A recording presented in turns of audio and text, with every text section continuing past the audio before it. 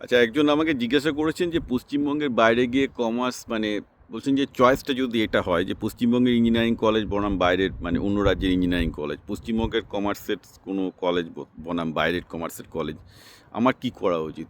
আমি বললাম, শোনো বাবা, পশ্চিমবঙ্গ এত লেট ব্যাক স্টেট না, আর ওই বাবা মায়ের খেয়ে দিয়ে না হয় না পৃথিবীতে। ওই বাপ মায়ের খেয়ে বাপ মায়ের প্রোটেকশানের থেকে পড়াশোনা করে জাস্ট হয় না।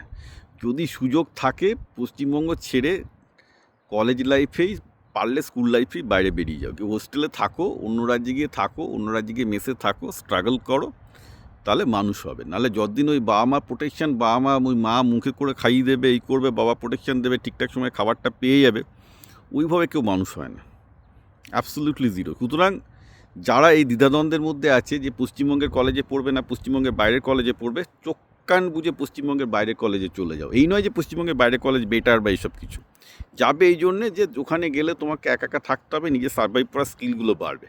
কারণ বাবা মার প্রোটেকশানে থাকছো মানে পুরো তোমার ক্যারিয়ার বরবাদ হয়ে গেল, সোজা কথা।